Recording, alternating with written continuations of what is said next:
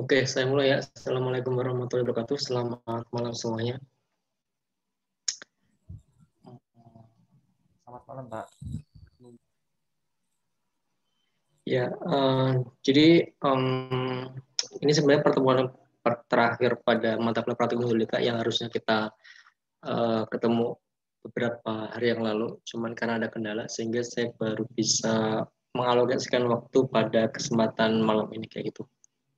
Oke, jadi saya melanjutkan apa yang telah kita bahas pada pertemuan sebelumnya terkait kita kalau nggak salah pertemuan sebelumnya sebelum tugas kelompok yang bikin model itu kan kita modeling Hecras yang steady flow kan.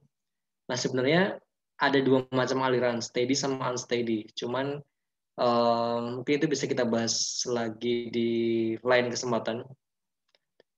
Sebenarnya kalau misalnya kalian udah paham masalah steady flow, seharusnya untuk model yang lain lebih gampang harusnya untuk step-stepnya kayak gitu. Oke, jadi saya ngelanjutin pertemuan sebelumnya itu kalau nggak salah ada yang nanya siapa ya, Riza kalau nggak salah, ya nggak ada nggak sih Riza di sini, ya nggak Za? Pertanyaan kamu abis running ini abis itu ngapain? Seingat saya itu hari apa ya? Ya pertemuan terakhir kita yang secara sinkron itu sebelum kalian ngerjain tugas. Oke, jadi kita akan bahas masalah itu. Sebenarnya kalau udah kalian udah dapetin hasil kelas itu, sebenarnya nanti ngapain aja sih sebenarnya kayak gitu. Oke, saya review kembali apa yang pernah saya sampaikan terkait modeling saluran terhadap banjir menggunakan Hekras. Jadi ini contoh real di lapangan itu seperti apa. Nanti kalian modelnya itu kurang lebih seperti itu kayak gitu. Jadi ini perbandingan kondisi existing dan perencanaan kapasitas tamu kali belik. Jadi kalau kalian tahu kali belik itu kali di Jogja daerah Kelitren sana. Jadi kalau misalnya ada yang tinggal di Jogja terus tahu daerah Kelitren apa ya namanya? Embung Langansari ya dekat situ, dekat Embung Langansari. Nah kurang lebih ini contoh analisis modeling Hekras di sana. Jadi seperti yang kita ketahui bahwa ketika kita memodelkan suatu saluran menggunakan Hekras, berarti kan ada permasalahan dalam saluran itu, saluran sungai, saluran drainase ataupun saluran yang lain, dikarenakan ada permasalahan seperti apa, banjir. Ya sebenarnya banjir sih sebenarnya profil utama ketika kita ingin menyelesaikan suatu permasalahan menggunakan Hekras kayak gitu. Ini contoh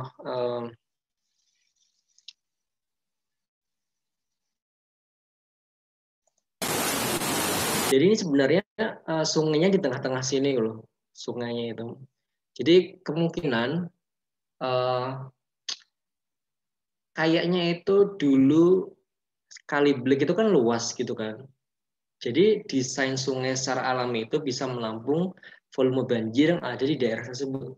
Cuman dikarenakan ada aktivitas manusia, terus kemudian membangun rumah di tepi-tepi sungai kayak gitu kan, akhirnya kan salurannya menyempit, sehingga volume banjir yang harusnya bisa ditampung oleh sungai itu, karena sungainya udah berubah, dimodifikasi oleh manusia, dimodifikasi oleh kita kayak gitu, akhirnya terjadilah banjir kayak gitu. Jadi salah satu faktor yang kita bahas di praktikum hidrolika kan terkait saluran kan, lebar, dimensi, kedalaman kayak gitu. Jadi ini merupakan salah satu contoh mengapa terjadi banjir di suatu daerah. Mungkin saja terjadi dikarenakan menyempitnya saluran. Dan ini juga banyak terjadi di kota-kota besar seperti mungkin Jakarta dan lain-lain. Tapi ada juga yang salurannya masih asli dari dulu sampai sekarang, cuman terjadi banjir. Nah, itu ada permasalahan lain yang mungkin akan kita bahas di mata kuliah yang lain kayak gitu. Cuman kita fokus di sini hanya di bagian salurannya aja. Nah, mungkin teman-teman pasti pernah tahu atau familiar lah dengan pro kontra terhadap apa itu naturalisasi sama normalisasi kayak gitu.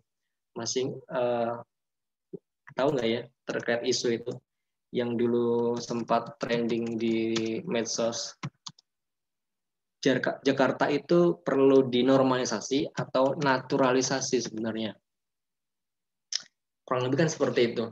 Yang menjadi pokok bahasannya akan kita modelkan itu, kalau kita berbicara masalah hidrolika, dimensinya, pelebaran, kemudian membuat kedalaman yang lebih, itu kita menganggapnya sebagai normalisasi. Jadi kita membuat sungai itu menjadi normal. Kalau naturalisasi itu lebih ke apa ya? Jadi sebenarnya dulu itu sungai di Indonesia kebanyakan kan berkelok-kelok gitu kan, berkelok-kelok. Nah, ada beberapa penelitian yang menyebutkan bahwa, bentar, gambarnya seperti apa ya, berkelok-kelok itu. Gini, dulu kan berkelok-kelok sini kan. Nah, kemudian dengan ada aktivitas manusia, kan kita pengen sungainya kayak jadinya lurus ya gitu kan. Sehingga sungai yang awalnya berkelok-kelok sini, akhirnya kan lurus. Nah, ada penelitian menyebutkan bahwa dengan adanya modifikasi sungai yang awalnya berkelok-kelok menjadi lurus, itu bisa menyebabkan terjadinya banjir juga. Dikarenakan apa? Ini kalau berkelok-kelok ini kan jaraknya lebih jauh, kecepatannya, kemudian alirannya, ini kan beda-beda kecepatannya kan, kecepatan, jarak, kayak gini. Kemudian ketika dibuat lurus, ternyata jadi banjir. Nah, ini ada penelitian yang ntar coba saya share fotonya, cuman saya nggak muat apa namanya nggak muat di presentasi ini. Cuman ada penelitian yang menyebutkan bahwa salah satu sungai di Indonesia, Bengawan Solo itu, dulu kan berkelok-kelok sini kan. Kemudian ada salah satu segmen yang dilurusin, jadi dilurusin kayak gini ya, lurus kayak ini. Jadi ini dibuang, akhirnya terjadi banjir di daerah sini, kayak gitu. Nah, itu faktor lain, kayak gitu kan. Nah, gimana cara melakukan mitigasinya? Mitigasi banjir itu gimana caranya sungai yang awalnya banjir, jadinya nggak banjir. Kurang lebih kan seperti itu. Ada yang bilang normalisasi, ada yang naturalisasi. Kalau naturalisasi berarti yang awalnya lurus seperti ini, dijadikan bengkok kembali. Yang awalnya salurannya beton, dijadikan saluran yang biasa aja, saluran tanah, kayak gitu. Nah, itu banyak sekali terjadi diaplikasikan di negara maju seperti Jerman. Dulu Jerman itu awalnya juga sama berkelok-kelok sini kan, kemudian dilurusin, terus terjadi permasalahan sungai dan lain sebagainya. Akhirnya sekarang Jerman sungai-sungainya kebanyakan naturalisasi. Jadi mereka kembali ke saluran awalnya, kayak gitu. Nah, kalau kita berbicara masalah kota besar gitu ya, kota besar, kemudian pemukiman padat kayak gitu kan, kan kita berhubungan dengan kita pengen airnya itu kan mengalir secara cepat kan, kayak gitu. Misalnya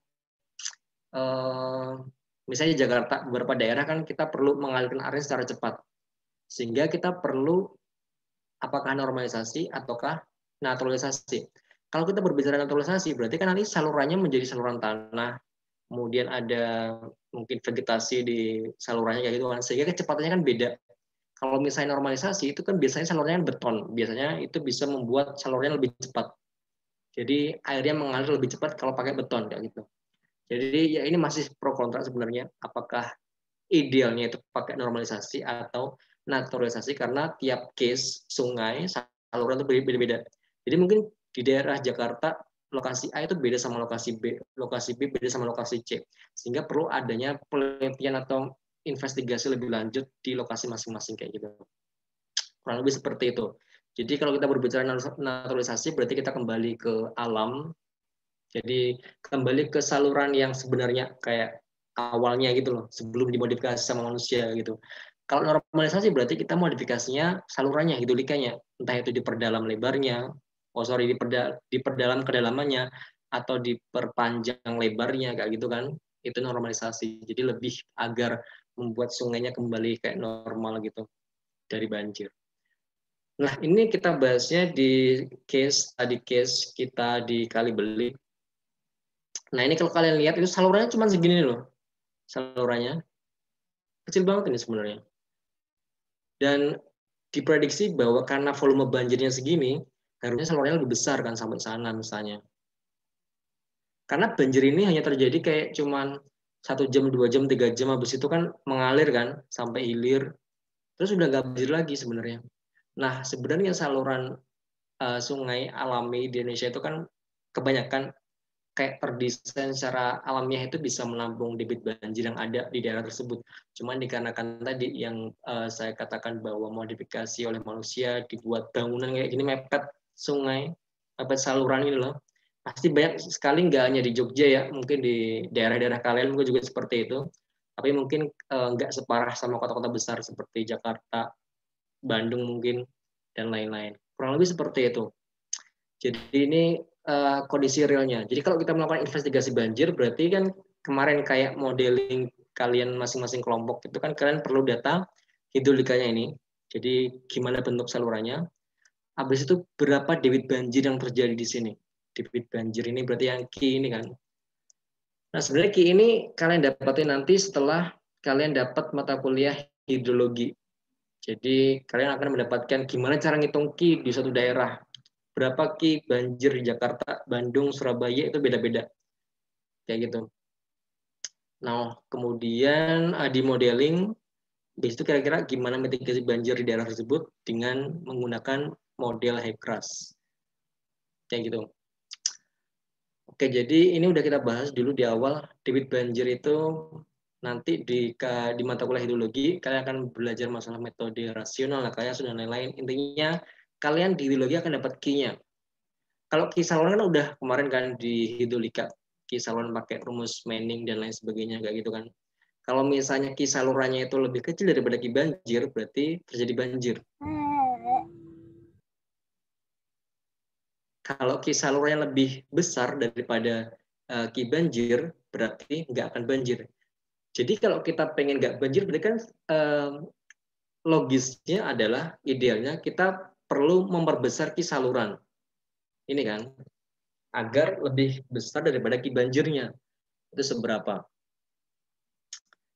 Oke, jadi mungkin itu nanti kita bisa skip terlebih dahulu. Intinya kalian udah paham konsepnya bahwa kita di sini sedang kalau kita berbicara masalah banjir, itu topiknya berarti debit banjir versus debit saluran. Udah ini aja sebenarnya yang kalian perlu pahami konsep awalnya. Debit banjir nanti kalian bahas di hidrologi, debit saluran di hidrolika kemarin. Dan debit saluran ya tergantung dimensinya berapa, kecepatannya berapa, dan lain-lain. Akhirnya kalian dapat Q-nya kan. Kalau debit banjir berarti air yang masuk seberapa.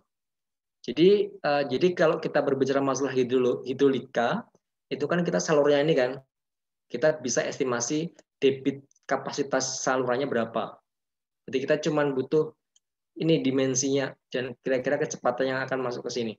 Nah kalau hidrologi kita berbicara masalah airnya ini loh, sebanyak ini itu cara ngitungnya gimana sih? Itu hidrologi kayak gitu. Oke, kurang lebih seperti itu debit banjir versus debit saluran. Ini Ambulan Sari. Nah, di sini lokasinya. Lokasi tadi saluran yang kita bahas adanya banjir itu loh. Ini di Jogja ini lihat dari rumahnya kayak gini banyak kan. Dan ini pasti nggak hanya di Jogja, banyak juga di daerah-daerah lain yang kiranya kasusnya seperti ini. Ini salurnya di sini kalau nggak salah itu ini. Oh iya di sini. Nah, ini mepet sekali dengan pemukiman karena ada peraturan izin membangun perumahan itu kurang lebih beberapa meter dari sempadan sungai. Nah, itu salah satu hal yang bisa melandasi gimana cara mitigasi banjir secara regulasi, berarti kan kita harus berhubungan sama pemerintah dan lain-lain. Cuman kalau udah terlanjur gini kan agak gimana ya, rentan terjadinya konflik. Misalnya, oh ini idealnya harusnya ada space kosong nih di sungai sekitar berapa meter gitu. Berarti kan kita perlu akan berhadapan dengan banyak rumah tangga di sini kan. Nah, apakah kalau misalnya kita misalnya di pemerintahan gitu kan, di pemerintahan kota ataupun yang intinya menangani masalah banjir di daerah manapun itu, apakah kita siap berhadapan langsung dengan mereka kayak gitu kan? Nah, itulah kenapa permasalahan di lapangan nanti akan lebih kompleks.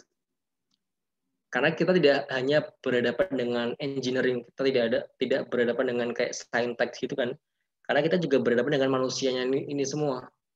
Gimana cara bernegosiasi dan lain-lain. Jadi saya sarankan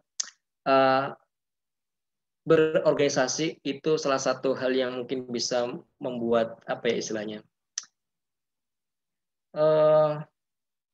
Istilahnya itu apa itu soft skill ya, soft skill, how to communicate with others, gimana cara bekerja sama, gimana cara menyelesaikan permasalahan, itu satu hal yang penting. Jadi it's okay kalau misalnya kalian brilliant atau excellence performance-nya di mata kuliah tertentu kayak gitu kan. Cuman jangan sampai lupa bahwa nanti ketika kalian udah selesai dari kuliah, kalian itu berhadapannya sama manusia gitu loh, manusia sebagai social community kayak gitu. Jadi lebih baik bisa di apa istilahnya, praktis lah ketika kalian masih kuliah kayak gitu. Jadi kurang lebih seperti itu. Oke, ini masalah ideologi kita akan skip. Skip ini kita udah bahas. Jadi setelah kalian udah tahu gambaran gimana running Hackersnya, sehingga kalau kita udah review kembali, berarti kan udah paham atau udah ngerti alur cerita gimana cara mitigasi banjir di daerah sini seperti apa. Oke, jadi kita bikin model terlebih dahulu kan, kurang lebih seperti ini. Jadi kalau bisa, biasanya ini kan buat tugas akhir biasanya, atau mungkin buat lomba keairan, kebanyakan pakainya seperti ini. Oke, ini tadi yang kita bahas video tadi di awal itu di daerah sini ya. Di daerah sini, kemudian kita desain salurannya seperti ini. Kali blik di Gondokusuman. Kemudian ini discharge-nya, ini debitnya. Ini akan kalian bahas di mata kuliah hidrologi seperti apa. Nanti dapat key-nya. Pokoknya di hidrologi nanti kalian dapat key-nya ini. Key hidrologi ya. Kalau key hidrolika, kalian udah bisa analisis sendiri kayak gitu. Oke, ini kemudian modelnya seperti ini. Jadi ini modelnya inputnya ada banyak di sini. Jadi setiap saluran ini ada inflow-nya. Kayak gitu. Terus ini banjir di kondisi existing. Intinya seperti ini. Jadi ini adalah saluran aslinya yang titik-titik ini. Ini sempadan, ini salurannya, ini saluran. Akhirnya ketika dimodelkan meluap gitu kan. Berarti kan banjir di semua titik. Ini di jembatan dan seterusnya. Kurang lebih seperti itu. Jadi ini kenapa ini beda-beda bentuknya, karena ini dimensi hidrolikanya, koordinatnya itu dari survei di lapangan langsung seperti apa kayak gitu. Itu lebih akurat. Jadi akhirnya tiap STA kan beda-beda. Kemarin kan kita STA-nya tinggal interpolasi kan, karena asumsinya kita membuat saluran yang lurus doang. Oke, ini masih kayak gini. Intinya banjir lah, istilah seperti itu. Ini bagian hilir kayak gini. Nah, salah satu cara yang bisa kita modelkan dengan Heckless adalah perlu ditambah kapasitas penampang saluran dengan cara diperlebar. Ini kita udah bahas tadi di awal, normalisasi atau naturalisasi. Kita akan bahas normalisasi. Jadi kita akan menambah 2 meter di daerah sini. Jadi intinya ketika kita tambah 2 meter, berarti yang perlu kita ubah adalah koordinatnya. Udah tinggal gitu doang sebenarnya. Kan debitnya tetap, tinggal koordinatnya berubah seberapa gitu. Seharusnya kan udah paham gimana caranya bikin koordinat existingnya seperti ini. Ketika udah dimodelkan, jadinya seperti ini. Jadi intinya profil muka airnya atau banjirnya menurun. Kayak gini kan. Itu semua dikarenakan udah beda koordinatnya, udah beda kapasitasnya sehingga menurun. Cuman nanti ketika kalian nanti udah, intinya apa ya, kalau misalkan di lapangan nanti kan nggak semua saluran bisa kalian normalisasi. Maksudnya tadi di beberapa ruas saluran kan itu kan rumah-rumah gitu kan.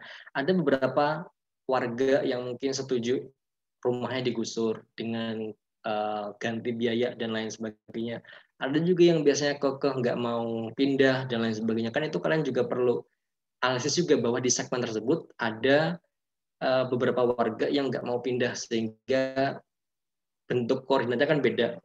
Nah, lebih kayak gitulah modeling lewat Heckless itu. Kurang lebih seperti itu, nanti tambah 2 meter, intinya berkurang semua profil muka airnya. Oh.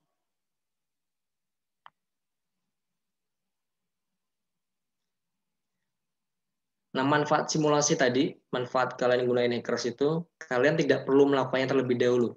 Misalnya gini, kalau kalian tahu bahwa saluran itu akan terhindar dari banjir dengan diperdalam ataupun diperlebar, kalian kan nggak perlu nambah lebarnya terlebih dahulu kan, kalian bisa modeling lewat hackers terlebih dahulu.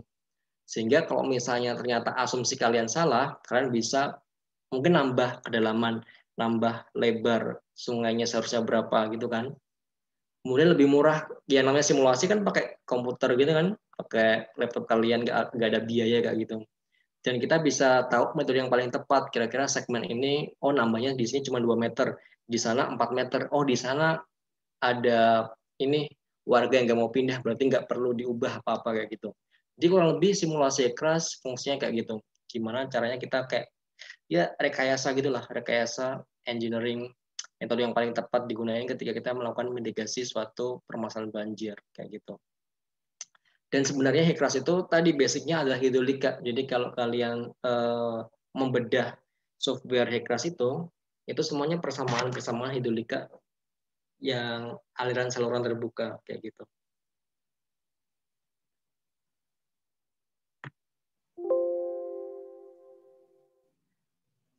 Oke, jadi ini contoh file Hekras pekan lalu, pertemuan terakhir kita secara sinkron. Kurang lebih ketika dibuat XYZ, kan bentuknya seperti ini kan. Nah, bentuknya kan seperti ini. XYZ. Jadi ini STA 520, 540. Jadi kita kan bisa ngerti, oh di STA ini udah nggak banjir. Oh di STA ini masih banjir. Kira-kira mau diapain kayak gitu. Kurang lebih fungsinya dari Hekras nanti seperti itu. Dan saya pikir kalian udah melakukan simulasi yang sederhananya itu kemarin, masing-masing kelompok. Jadi ini tampilan 3D-nya lah kalau kalau kalian masih pengen tahu di detailnya masing-masing seperti apa. Jadi ini salurannya, ini profil alirannya, debitnya yang terjadi kayak gitu. Kalau misalnya debitnya naik, biasanya nanti di sini juga akan naik. Berarti kalau misalnya debitnya lebih dari ini apa sih ini istilahnya STA yang paling kiri sama kanan, berarti kan terjadi banjir. Jadi gimana biar nggak terjadi banjir, berarti harus direkayasa tadi pelebaran atau penambahan kedalaman dan seterusnya kayak gitu.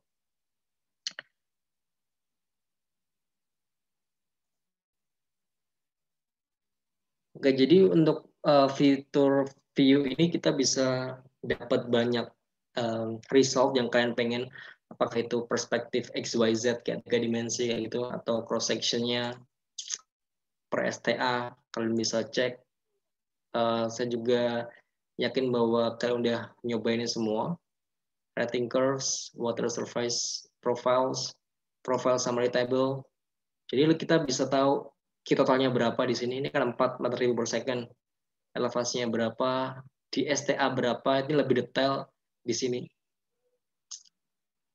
Angka fraud-nya berapa, ini angka fraud ada di Dulika kemarin, elevasi, dan lain-lain. Apalagi ya, ya kurang lebih seperti itu hasil dari Hekras yang steady flow. Jadi kalau steady flow itu nanti di sini, di bit alirannya. Nah, untuk running unsteady flow itu beda lagi nanti. Cuman kita nggak akan bahas di sini karena kalian belum dapat hidrologi.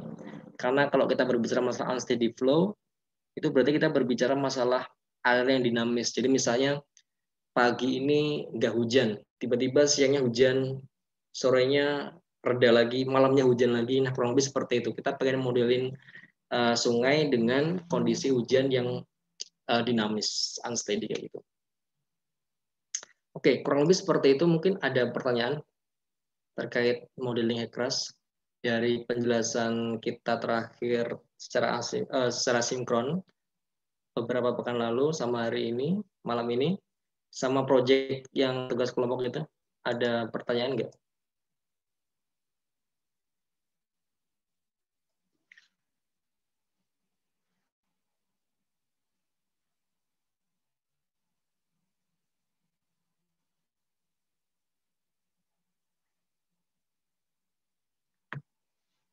Riza kayaknya kemarin yang nanya terakhir. Ada pertanyaan nggak, Za? Udah jelas ya? Setelah running terus ngapain lagi?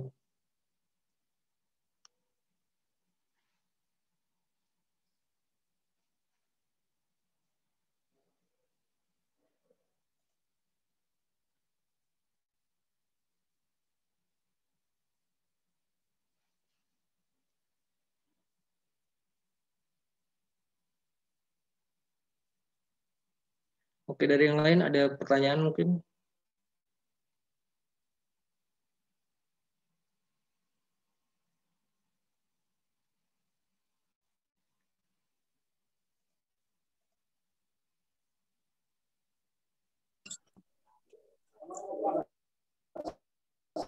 Izin tanya Pak. Yes. Saya mau tanya,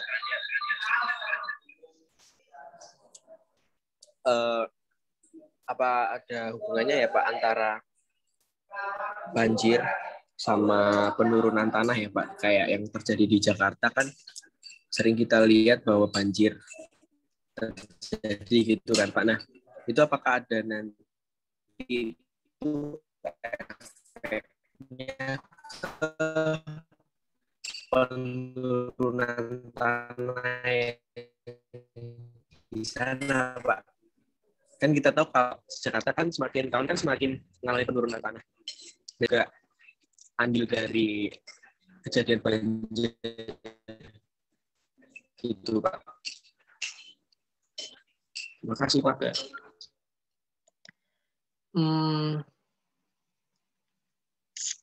Bisa aja. Jadi kan tadi saya bilang ya bahwa faktor terjadinya banjir kan ada banyak, nggak hanya intervensi manusia yang membuat salurannya lebih menyempit atau yang membuat modifikasi saluran dan lain-lain kayak gitu. Tapi juga faktor alam seperti hmm, intrusi air laut, kemudian tata guna lahan dan lain sebagainya. Nah, itu faktor-faktor yang sebenarnya ada di mungkin akan kalian bahas di mata kuliah lain sebenarnya kayak hidrologi. Itu kalau berbicara masalah tata guna lahan, itu kita ada nanti hidrologi. Jadi gimana debit itu bisa terpengaruh atau besarnya debit itu bisa dipengaruhi oleh variasi tata guna lahan yang ada di daerah masing-masing. Kalau misalnya penurunan air muka tanah, itu mungkin beda lagi ya case-nya. Itu terjadi dikarenakan ya karena adanya permasalahan di air tanahnya itu. Nah, permasalahan air tanah itu juga banyak disebabkan oleh banyak faktor. Enggak hanya hidrologi ya, tapi juga faktor geologi dan lain sebagainya. Jadi kalau kita mengatakan apakah eh, banjir di kota X ada hubungannya dengan ini dengan itu, nah itu banyak sekali faktor kemungkinan yang bisa kita jawab dengan yes atau no. Cuman kalau kita belum punya kayak apa ya namanya investigasi langsung ke sana atau data-data yang mendukung, mungkin belum bisa dipastikan bahwa jawaban kita benar kayak gitu. Jadi perlu diinvestigasi terlebih dahulu, tim. Bisa jadi yes, bisa jadi no. Cuman kurang lebih seperti itu. Banyak faktor dan bisa aja ada korelasinya.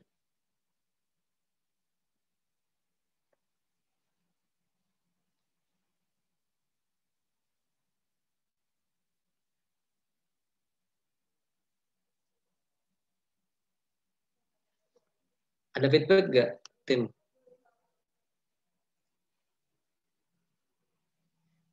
Orangnya pergi ya?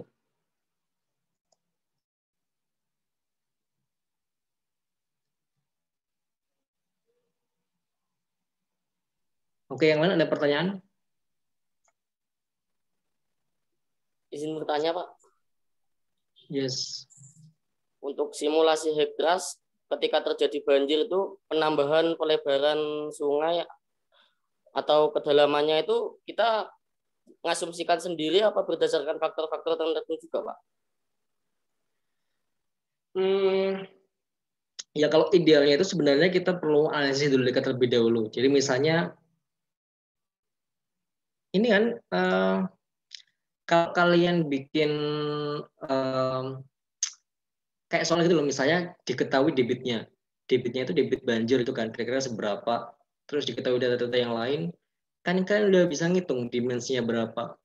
Iya gak? Yang kayak soal hidrolika itu loh, diketahui debit sekian. Nah, asumsikan itu debit banjir. Kemudian rumus hidrolika saluran, misalnya trapesium kan Q sama dengan bla bla bla bla bla itu kan. Nah, kalau kemudian kalian estimasi, kan kalian dapat lebar sama kedalaman itu kan? Iya gak? Baru dapat kedalaman sama lebar yang ideal seberapa, terus dibandingkan sama kondisi existing. Misalnya idealnya ternyata secara hidrolika adalah 4 meter. Ternyata secara existing 2 meter. Oh, berarti perlunya ditambah 2 meter, kayak gitu.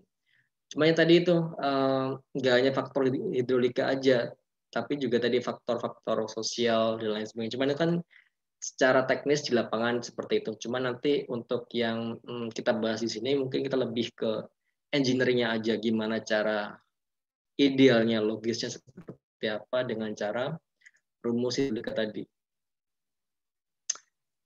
Masih ingat nggak Bintang rumus hidrolika? Rumusnya apa?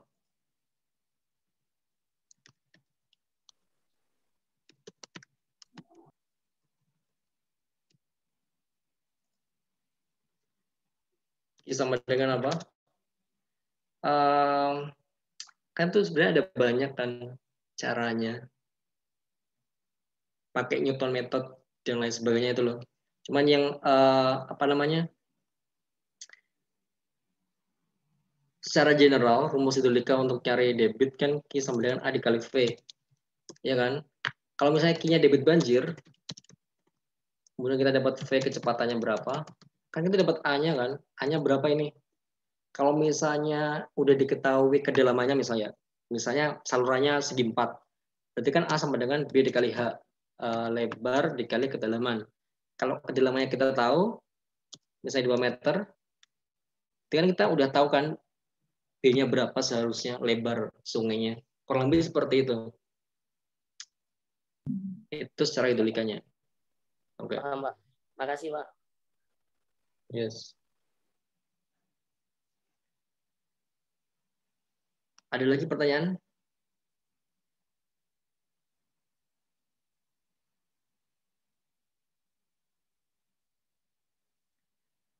Oke, gak ada ya. Kalau gak ada, saya lanjut ke yang buat UAS-nya nanti seperti apa. Project based learning.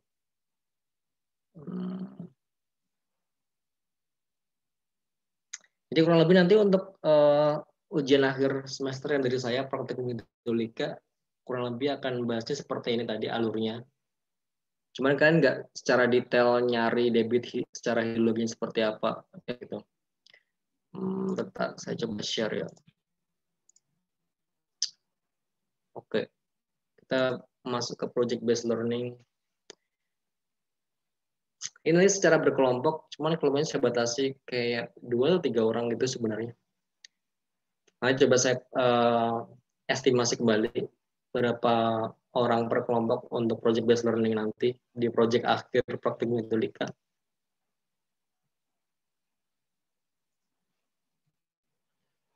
Oke, nanti tujuannya ini sebagai bahan asesmen mata kuliah praktikum hidrolika tahun 2021.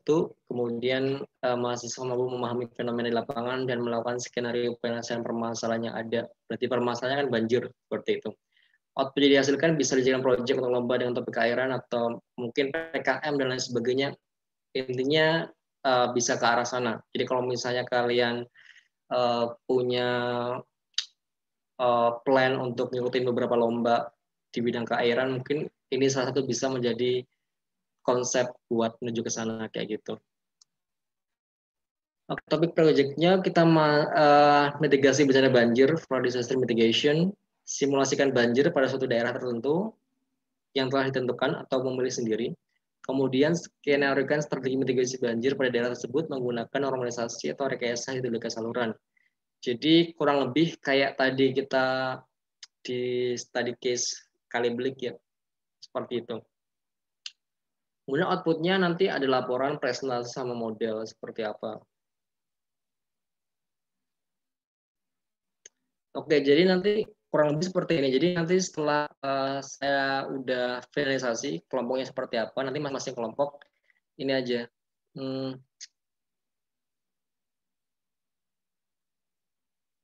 Mungkin daerahnya ditentukan atau nentuin sendiri ya kira-kira.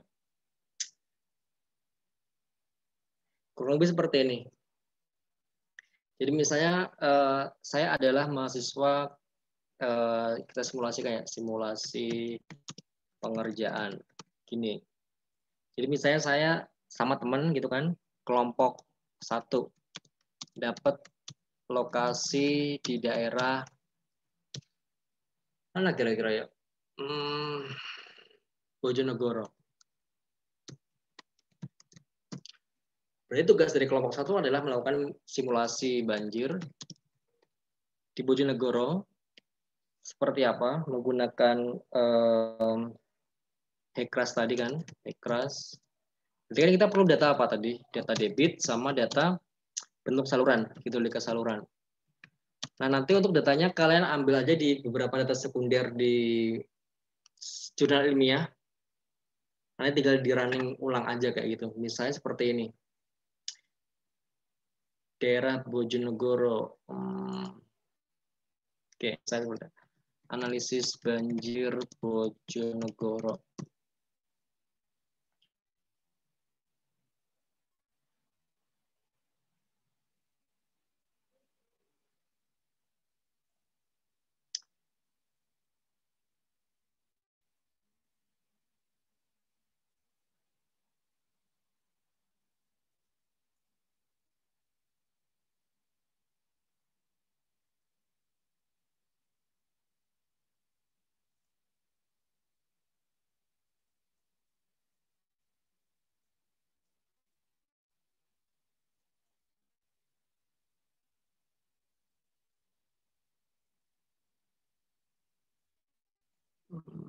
Lama ya loadingnya. Oke, dapat. Oke, intinya sumbernya adalah jurnal, dimanapun jurnal itu berada. Untuk tahu itu jurnal apa enggak, kalian tinggal cek aja ini. Oh, ini udah ada PDF-nya, berarti ini dari Brawijaya. Ini dari Undip, kayak gitu. Tahu itu jurnal ilmiah apa enggak. Ini tulisan lama saya sebenarnya di Bojonegoro. Dicoba cek download.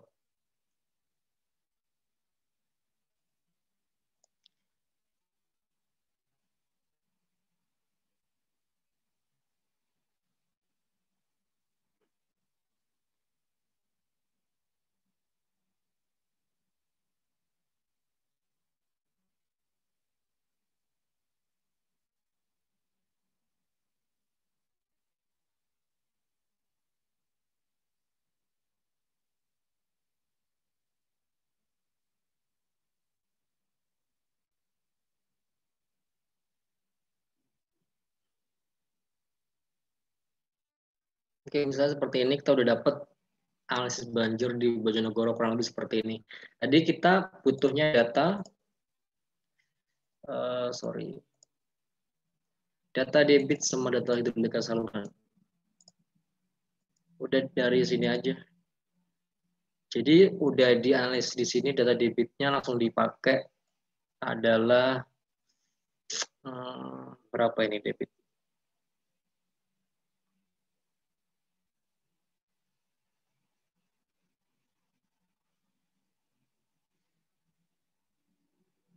Nah, ini debitnya.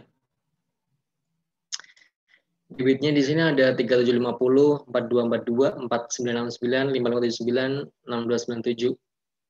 Nah, untuk yang digunakan di sini kalau nggak salah Ki 100 ya. Debit kalau ulang 100 tahun. Ki banjir yang paling gede 6297 kayak gitu. Nah, habis itu hidrolika salurannya adalah ini. Kurang lebih seperti ini. Berarti ini kalau nggak salah berarti lebarnya adalah 400 meter ya. Lebar dari sempadan kiri sama kanan 400 meter. Kedalamannya sekitar 10 meter di sini. Ini lebar sungainya adalah berapa ini kira-kira? 200 meter kalau nggak salah, 200. Atau misalnya kalau kalian masih ragu ini berapa, dicek aja nanti di beberapa kapasitas di internet mungkin. Oh ini ada, lebarnya 200 meter, ya lebar 200 meter. Berarti lebar di sini 200 meter ditambah sempadan sungai. Kalau misalnya nggak ada data sempadan sungainya, bisa diestimasi aja berapa. Jadi kalian udah nanti dapat sempadan sungainya di sini. Jadi misalnya ditambah 100, tambah 100, I think it's okay.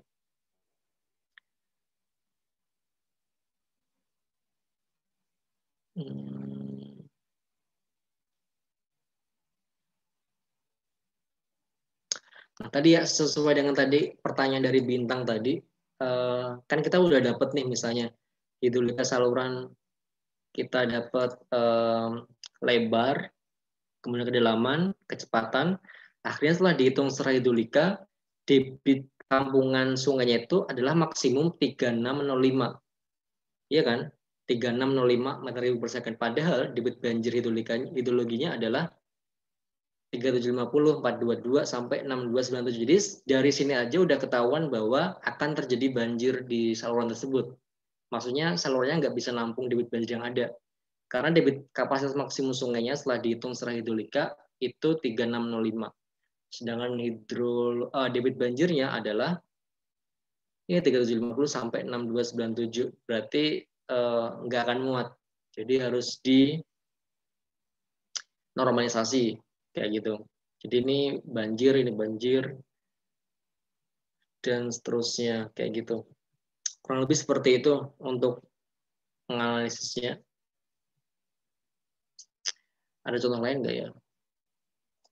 Coba saya cek. Misalnya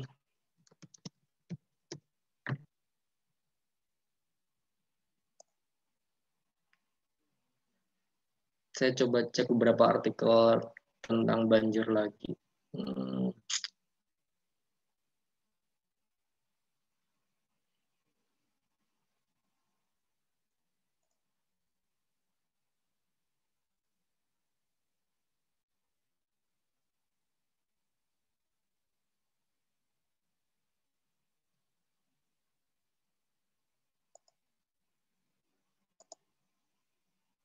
Ini di daerah Kediri misalnya. Kalau misalnya ada yang dapat Kediri nanti, kurang lebih seperti ini nanti bentuknya.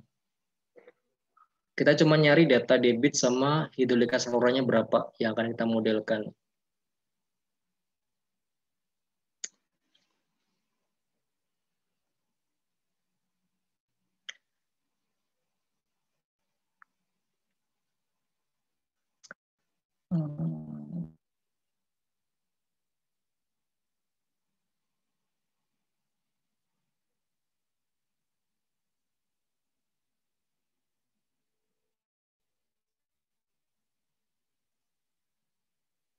Oke, di full text PDF di sini.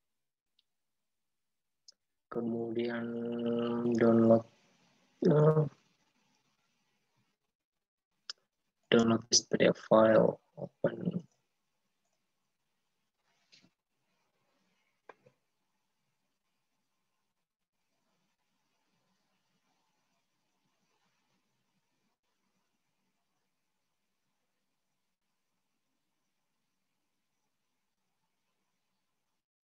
Oke, misalnya ada yang dapat kelompok dapat Kediri misalnya. Ini Kediri. Yang pertama kita cek adalah debit banjirnya berapa. Debit banjir. Bla bla bla bla bla bla bla. Nah ini. Debit puncaknya kalau ulang 2 tahun, 5 tahun dan seterusnya dapatnya ini. 185, 241. Kita pakainya yang mungkin 100 tahunan aja lah. 470 misalnya. Terus debit saluran existingnya ini lebih detail ya, udah ada panjangnya, lebarnya, kedalamannya. Berarti kita nanti kalau misalnya dibuat di Hekras, bentuknya kan seperti ini. Dibuat koordinat, ya koordinat biasa kayak gitu kan, tinggal di modeling di Hekras, kurang lebih seperti apa. Ini malah lebih detail, udah ada koordinat cross sectionnya, ini berapa, XZ hulu hilir. Nah ketika di modeling ternyata seperti ini. Intinya di sini adalah kondisi existingnya di Kediri nggak banjir. Kita coba cek debitnya berapa sih.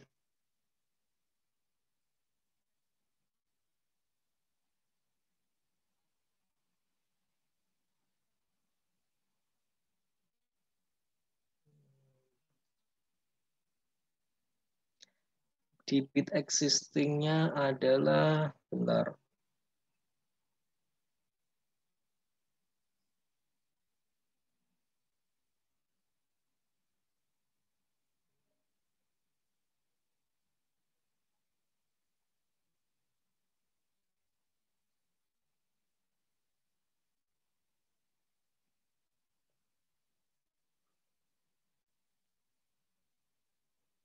Ini 470,422. 470,422. Jadi dengan data ini dianalisis secara hidrolika, kan debit banjirnya 470,422 gitu kan. Dan ini pas dengan debit kala ulang 100 tahun. Jadi ketika dikasih banjir 50 tahun, 25, 10, 5 tahun, sampai 2 tahun, berarti nggak akan terjadi banjir. Dikarenakan debit salurannya bisa menampung debit banjir kala ulang 100 tahun. Kurang lebih seperti itu gambarannya nanti. Oke, mungkin ada pertanyaan sampai sini.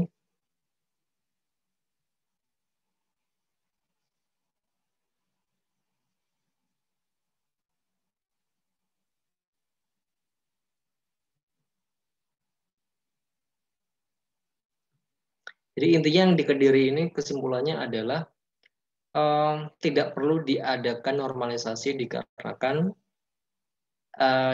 kapasitas debit penampungnya, hidrolikanya, masih bisa mengakomodasi debit banjir yang ada di daerah tersebut. Sampai kala ulang kali 100 tahun. Berarti nggak perlu dilakukan normalisasi di kasus yang ini. Kurang lebih seperti itu nanti ya.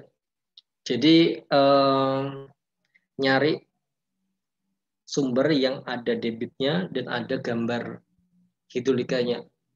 Kalau misalnya mentok-mentoknya nggak ada data hidrolikanya, cari aja di internet kira-kira misalnya kedalaman sungai di Kediri misalnya berapa gitu.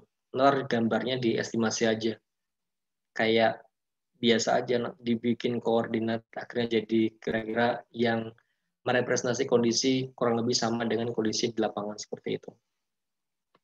Nanti estimasi salurannya lurus aja, nggak perlu dimacem-macemin. Jadi kalau misalnya dapat satu saluran ini, salurannya semuanya kayak gini aja. Dari STA hulu sampai hilir. Untuk panjangnya berarti menyesuaikan panjang sungai yang di case kalian nanti apa, di daerah mana. Ini panjangnya berarti berapa nih? 320 km ya? Di Kediri. Atau 32 km ya?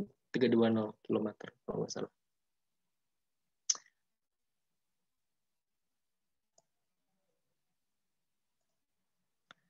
Oke, kurang lebih seperti itu. Jadi setelah dapat data debit, hidrolika saluran, berarti kan kita modeling head class kan.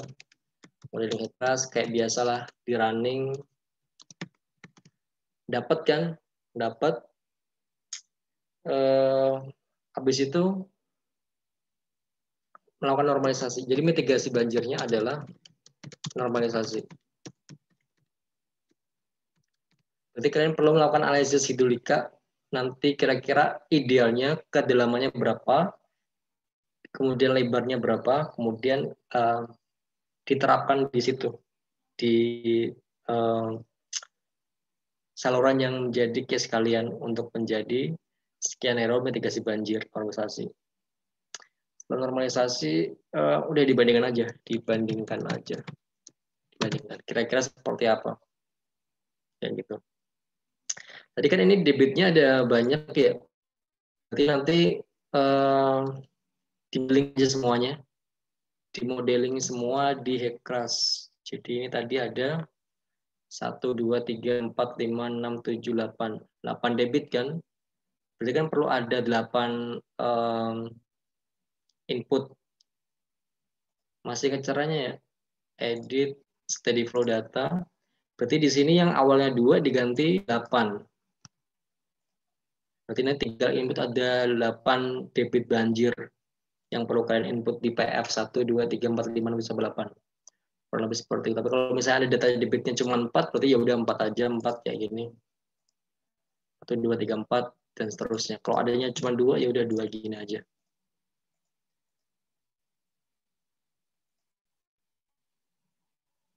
Oke, habis itu udah gini aja project based learning-nya. Habis itu udah dianalisis aja gimana analisis model existing kalian sama mitigasi banjir yang kalian usulkan seperti apa. Kurang lebih seperti itu flow-nya. Mungkin ada pertanyaan sebelum saya tutup pertemuan kita malam ini. Izin tanya, Pak. Yes. Tadi searching anunya apa? Jurnalnya itu keywordnya apa, Pak? Searchingnya. Banjir daerah apa gitu? Maaf, Pak.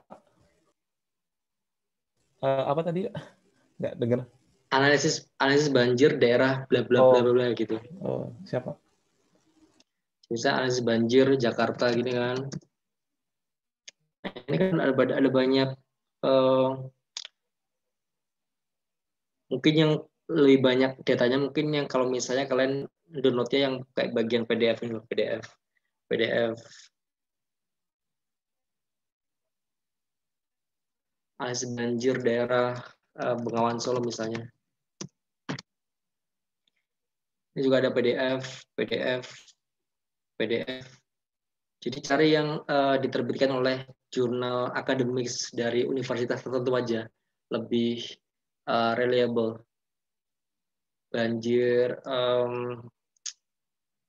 Bali. Coba. Nah ini ada PDF ada banyak, bisa dicek banjir daerah. Lagi Kalimantan misalnya, atau Sulawesi di Palembang, Sumatera, Palembang. Ini ada PDF, gitu-gitu aja. Intinya cari yang sumbernya jurnal akademis. Oke, ada pertanyaan mungkin? Pertanyaan lain?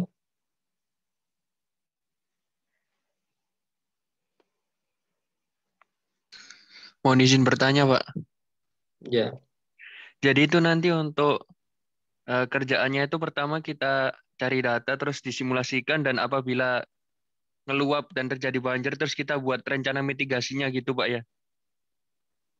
Iya, gitu. Baik, Pak. Terima kasih, Pak. Yes. Ya, flow-nya kayak tadi, kayak case yang tadi kita bahasin loh di kasus yang ini tadi. Ini kan ada permasalahan banjir, jadi mungkin kalau kalian presentasi nanti, ya download aja udah gambar, contoh-contoh gambar banjir daerah X, kira-kira gambarnya seperti ini. Kan di YouTube ada banyak daerah banjir, daerah X. Oh ini bentuknya seperti ini, seperti itu. Terus habis itu kalian analisis aja kayak gini, alurnya seperti apa. Ketika dimodelkan existing, oh ternyata emang banjir. Kemudian mitigasi banjirnya dinormalisasi, kira-kira ditambah berapa meter, itu perlu dianalisis hidrolika terlebih dahulu. Jadi sebelum kalian sampai ke sini, kenapa ditambah 2 meter, perlu dianalisis hidrolika. Tadi seperti yang pertanyaannya dari Bintang tadi, gimana caranya, step-stepnya. Kurang lebih seperti itu.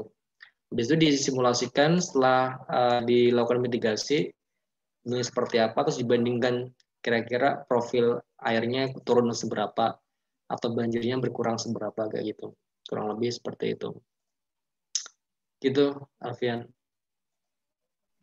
Baik, Pak. Terima kasih, Pak. Oke, ada pertanyaan lain?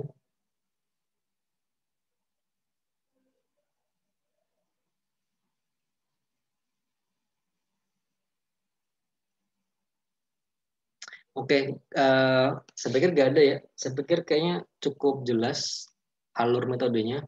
Cuman ini kayak tugas kelompok yang kemarin itu. Cuman ini lebih ke kondisi real aja di lapangan, kurang lebih seperti itu, gambarannya seperti apa.